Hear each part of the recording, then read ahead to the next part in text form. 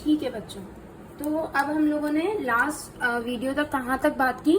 हमने सबसे पहले देखा कि एनर्जी, इस चैप्टर का नाम जो है वो बायो एनर्जेटिक्स क्यों है। ठीक है, बायो एनर्जेटिक्स होता क्या है और बायो एनर्जेटिक्स में जो एनर्जी हमारा मेन टॉपिक है वो एनर्जी के बारे में बात करना क्यों जरूरी है। सही है। सो अब हम लोग देखेंगे कि हमारे पास जो हम लोग बार बार एनर्जी की बात कर रहे हैं, तो हमारे पास एक कंपाउंड है जिसको हम लोग कहते हैं कि ये एनर्जी रिच कंपाउंड है, जिसके जरिए ही हमें सारी एनर्जीज जो हैं वो मिल रही होती हैं, और वो होता है एटीपी, एडिनोसिन ट्राइफॉस्फेट। ठीक है, सो ये जो एटीपी है ना, बेसिकली इस पूरे चैप्टर में हम लोग एटीपी की फॉर्मेशन कर रहे होंगे, एटीपी बना रहे होंगे डिफरेंट डिफरेंट तरीकों से, डिफरेंट डिफरेंट ऑर्गेनिजम्स के अंदर हम लोग एटीपी बना रहे होंगे। ठीक है, ये जो एटीपी बनाने का प्रोसेस है ना, प्रोसेस ऑफ एटीपी फॉर्मेशन, वो कहलाया जाता है फॉस्फोराइलेशन। ठीक है, ये जो एटीपी बनाने का प्रोसेस होता है ना, इसको हम लोग कहते हैं फॉस्फोराइलेशन। इसमें होता क्या है कि एडीपी में एक फॉस्फेट आकर मिलता है और एटीपी बन जाता है, क्योंकि टी का क्या मतलब है, ट्राइफॉस्फेट, यानी एडिनोसिन ट्राइफॉस्फेट। इसके पास 3 फॉस्फेट है। एडीपी डाइफॉस्फेट, इसके पास 2 फॉस्फेट है। तो इस 2 फॉस्फेट में जब एक फॉस्फेट हम लोग ऐड कर देंगे तो हमारे पास एटीपी बन जाएगा। ठीक है, इस प्रोसेस को हम लोग फॉस्फोराइलेशन कहते हैं। अभी जो हमारे पास फॉस्फोराइलेशन होती है ना, इसकी 3 टाइप्स होती हैं। ठीक है, कितनी टाइप्स होती हैं? 3 टाइप्स होती हैं। पहली टाइप क्या होती है? इसकी पहली टाइप होती है फोटोफॉस्फोराइलेशन।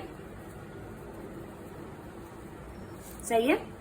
दूसरी टाइप हमारे पास होती है ऑक्सीडेटिव फॉस्फोराइलेशन, और तीसरी होती है सबस्ट्रेट लेवल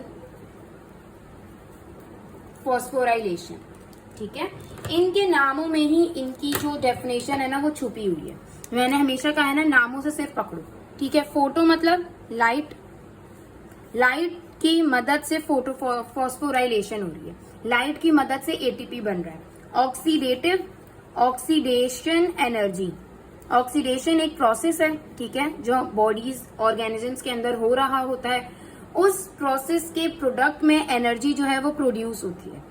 ठीक है, तो उस एनर्जी को यूज करके फॉस्फोराइलेशन करना यानी एटीपी बनाना, उसको हम लोग कहते हैं ऑक्सीडेटिव फॉस्फोराइलेशन। और एक है हमारे पास सबस्ट्रेट लेवल। सबस्ट्रेट क्या होता है?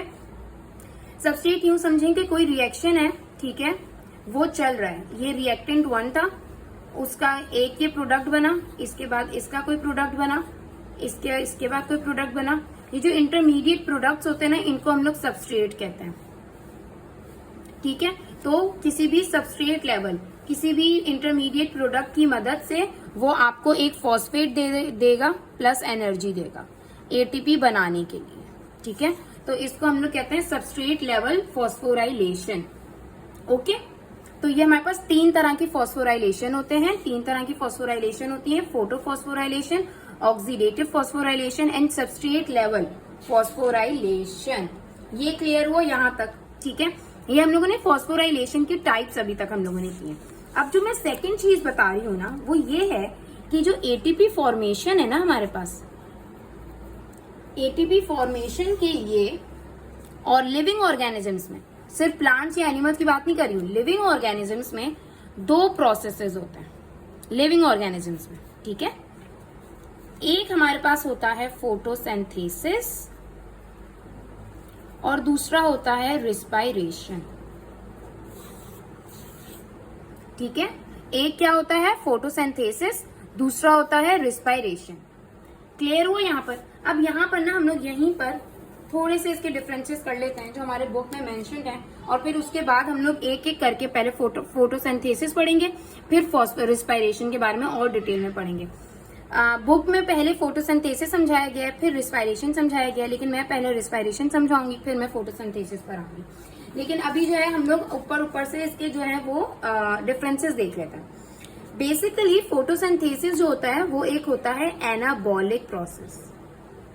एनाबॉलिक उस प्रोसेस को कहते हैं जिसमें कोई चीज बन रही होती है, फॉर्मेशन होती है। रिस्पायरेशन होता है एक कैटाबॉलिक प्रोसेस। कैटाबॉलिक प्रोसेसेस हम लोग उन प्रोसेसेस को कहते हैं जिसमें किसी चीज का ब्रेक डाउन हो रहा होता है। क्लियर हुआ? ठीक है।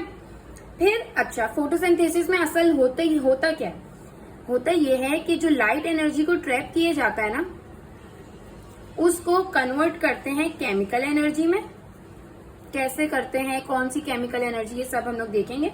और फिर केमिकल एनर्जी को हम लोग स्टोर करते हैं energy rich organic food molecules में। ठीक है। और फोटोसिंथेसिस जो है वो सिर्फ प्लांट्स ही करते हैं। ठीक है, लाइट्स की प्रेजेंस में करते हैं।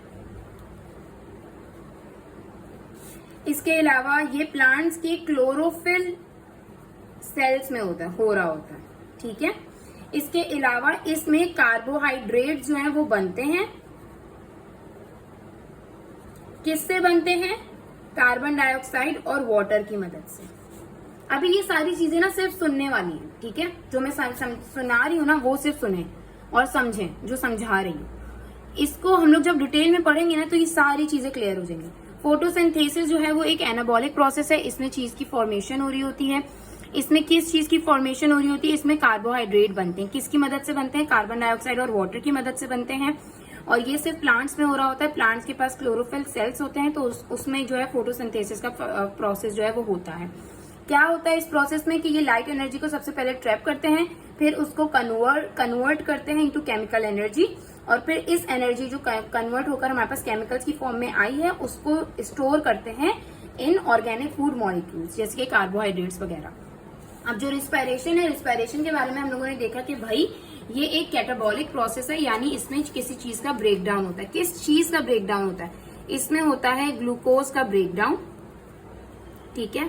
किस चीज की मदद से? इसकी रिडॉक्स रिएक्शन। यहाँ पर रिडॉक्स रिएक्शन की मदद से ग्लूकोज का ब्रेक डाउन होता है। रिडॉक्स में दो चीजें आ जाती है हमारे पास, रिडक्शन भी आ जाती है और ऑक्सीडेशन भी आ जाती है। इसके अलावा यहाँ पर ग्लूकोज के ब्रेक डाउन करने का क्या मकसद होता है? मकसद भाई साफ है कि हमें एटीपी चाहिए। ठीक है, एटीपी फॉर्मेशन करना है। एटीपी क्यों चाहिए? क्योंकि भाई हमें एनर्जी चाहिए। सारी साइकिल्स घूम फिराकर एटीपी तक ही पहुंचेंगी और एट द एंड हमें एनर्जी ही प्रोवाइड होगी। सही है। इसमें इसके अलावा जो ग्लूकोज के अंदर कार्बन बॉन्ड्स होते हैं ना, उसको तोड़ के एनर्जी जो है वो प्रोड्यूस की जाती है। ठीक है। अब यहाँ पर एक कंडीशन ये होती है ऑक्सीजन की। ये ऑक्सीजन की एब्सेंस में भी हो सकता है और ये ऑक्सीजन की प्रेजेंस में भी हो सकता है। ठीक है। कैसे हो सकता है, क्या होता है, किस तरह होता है, ये हम लोग अपने इस सीरीज के नेक्स्ट पार्ट में इंशाल्लाह ताला पढ़ेंगे। तो अभी तक हम लोगों ने इस पार्ट में क्या क्या चीजें देखी? हम लोगों ने सबसे पहले एनर्जी रिच कंपाउंड्स एटीपी के बारे में पढ़ा। एटीपी की फॉर्मेशन के प्रोसेस को क्या कहते हैं? फॉस्फोराइलेशन कहते हैं। इसकी 3 टाइप्स होती है, photophosphorylation, oxidative phosphorylation and substrate level phosphorylation. तीनों प्रोसेस में क्या क्या हो रहा था, किस तरीके से हो रहा है, ये मैंने आपको बता दिया। फिर हम लोगों ने देखा कि एटीपी फॉर्मेशन के लिविंग ऑर्गेनिजम्स के अंदर 2 ही प्रोसेस होते हैं, एक तो फोटोसिंथेसिस होती है, एक दूसरी रिस्पायरेशन होती है। फोटोसिंथेसिस जो है वो एक एनाबॉलिक प्रोसेस है जिसमें कार्बोहाइड्रेट जो है वो बनते हैं और ये प्लांट्स में हो रही होती है, और जो रिस्पायरेशन होती है वो एक कैटाबॉलिक प्रोसेस है जिसमें ग्लूकोज जो है वो टूट रहा होता है टू प्रोड्यूस एनर्जी, और इसमें ऑक्सीजन की प्रेजेंस और एब्सेंस, ये दोनों में रिस्पायरेशन जो है वो हो सकती है। ठीक है। तो अब हम लोग नेक्स्ट पार्ट में देखते हैं रिस्पायरेशन को और भी ज्यादा डिटेल में।